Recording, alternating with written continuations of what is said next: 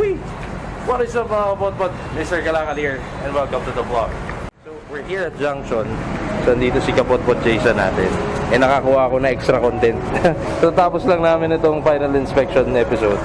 Pero ayan, may mga ginagawa pa kasi Classic 250 dito eh. So today is their maintenance day. Like ito si Sir, nagpalit siya ng langis. So magpa 500 kilometers na kasi.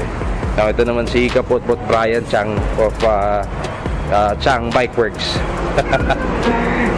Papatono ulit ng carb niya. So ito na yung update sa kanyang Rusi Classic 250. Ilan na miliyahe ka nito motor na to? Ano 3-4 na 3,400 kilometers na tinatakbo. So mukhang ready na maglaon yun to sa summer. Yun yung gusto kong masubukan. Okay, well anyway, so the bike is being maintained by our Ka POTPOT Jason. So ito, tapos na change oil. Kaka 20 kilometers before 500 ng tinakbo nito. Pero ayan, maintain pa rin siya. Okay, so samahan nyo ako sa mayaming activity kung ano man ang makikita natin sa mga maintenance itong dalawang Classic 250 na to.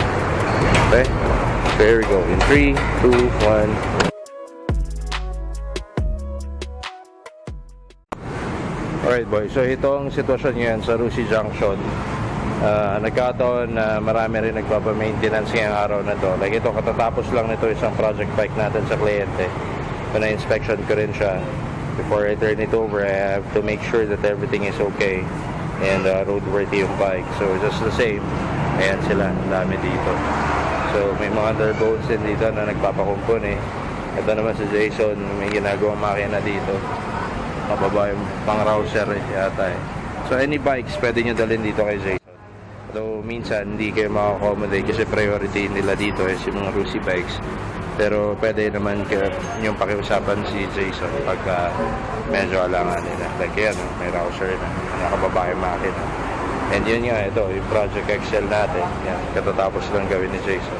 Meanwhile dito naman yung bike ni Brian, nagma-maintenance sila ngayon. Check up ng carb, check up ng tono, suspension, mga bolts, etc. etc. Okay. So kung maalala nyo guys, ito yung Rusi Classic 250 na naka-lowered.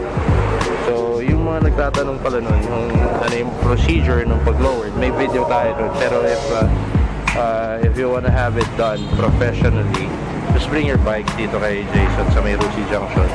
Siya na bahala mag-adjust yan. Kasi may mga ginagawa pa. You don't just have to cut the tosser.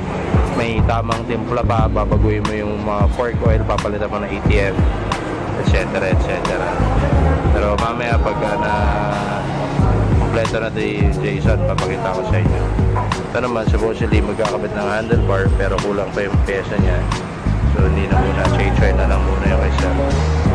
So ito yun na yung Gen 3 yata. Gen 3 tama pag gold fork?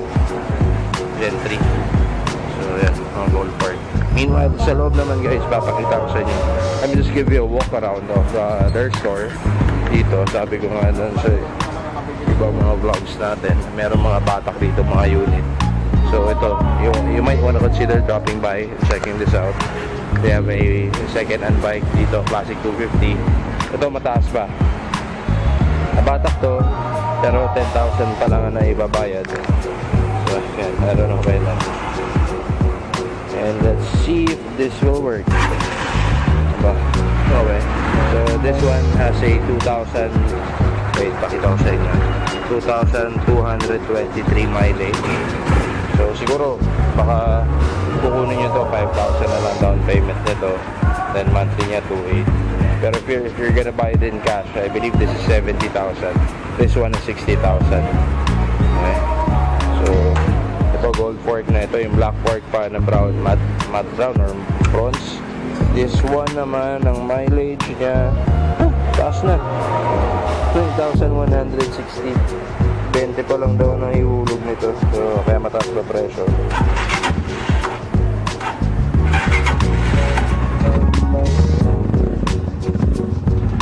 Nakapalit pipe na, palit pipe na. Oh, parang lulot.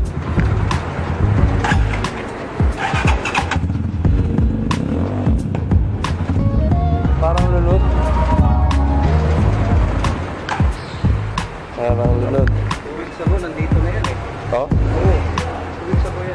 parang ano, try mo start, parang lulod. 9,000. 9,000 nga yung mileage na nito. And over here, meron din Sigma na batak, so baka gusto niyo ito. Yan na. Ano mileage nito? Aba, mababa milahin nito. 4,000 pa lang. Ito, 1,000 pa lang.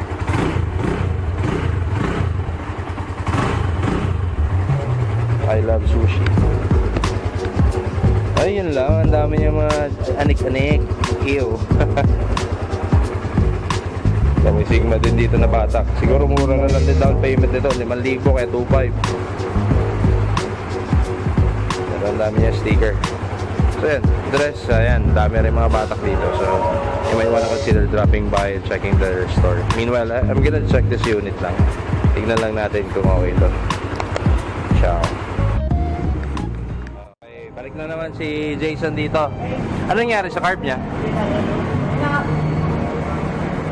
Ayan ako lang. Tinono na ng iba? Ewan ko, tinono yata to ni Brian. Wala, di walang gumagalaw dyan.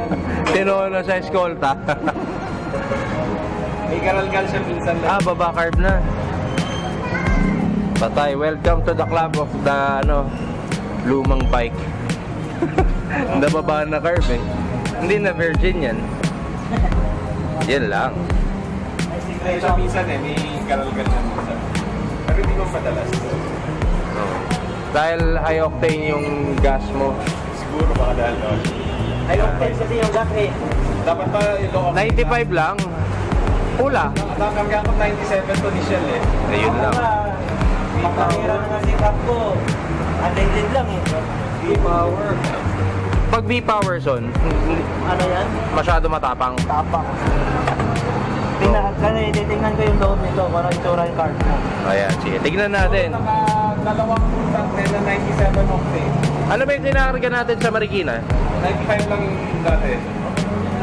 Ayun. Kasi may mangyari yan pag ganyan laging card.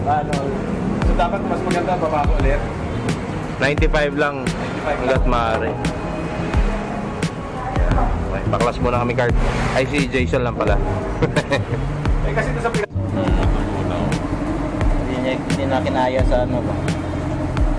So, this is what happens when high octane.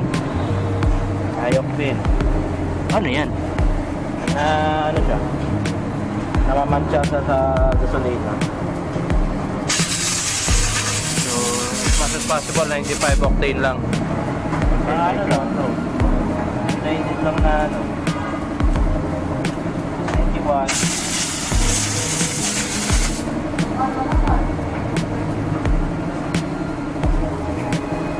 Okay, so ready for low nyo na talaga ulit yan, na? We're gonna go to low nyo na April. Mga high octane dun sa mga FI. Kasi ano lang siya eh. Buga lang talaga ng buga. Nozzle lang, di ba? Ang problema naman doon, pag mabasa niya yung o-ring, so ano naman niya yung o-ring. Okay guys, so we're discussing about the octanes of the gasolines that we put on our bicycle, or bicycle on our motorcycle. So according to Jason, 91 or 93 and 95 octane is okay. Yung mga 97 masyado naman. Nagmancha na, Son. Yun. Bigyan ko kayo if may update dito. Okay. So na-assemble na itong bike. May garalgal pa rin. Road test muna. So again, maybe you should consider yung gas na pinakarga nyo. Low, Hindi naman siya makakaligo doon. low octane lang muna. Road test muna ni Ka POTPOT Jason.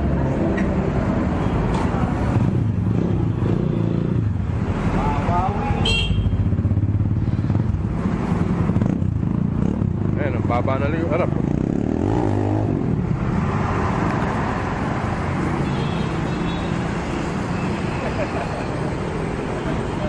Kapos.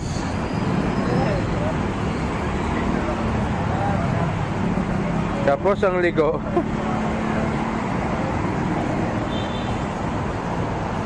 Yan.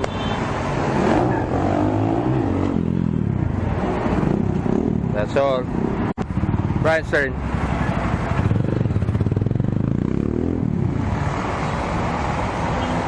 Kanina galing yung singit-singit eh. Galing na rin sumit-singit yan eh. Hirap lang talaga yung liko. Ang hirap. Hirap yung maniobra.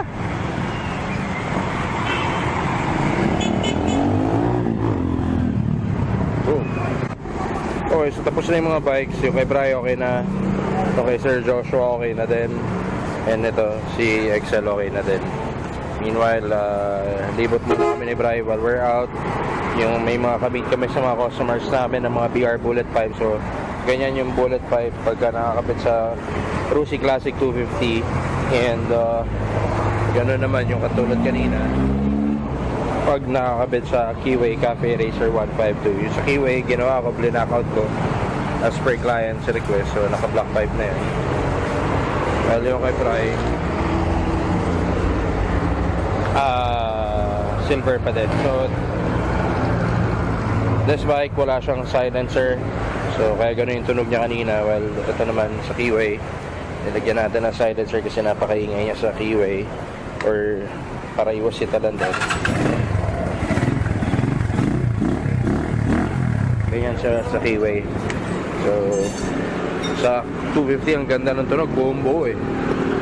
Sa Keyway, ganun din, macho din ang tunog niya. Pagka ano. Ayan. Sound check.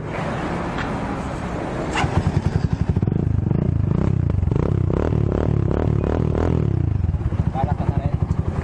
Iisip ka na. Wala lang may angkas pa lagi. There you go. So ito yung mga scene dito ngayon sa Rusi Junction. And this is where we have our bikes maintained by the team. Alright. So yan na muna siguro mga kapotpot. And I guess I'll be ending the vlog from here. Once again, this is your boy Mr. Kalakal and Bri. Now signing off. Ciao. Good night everyone. Ride safe and God bless. Peace.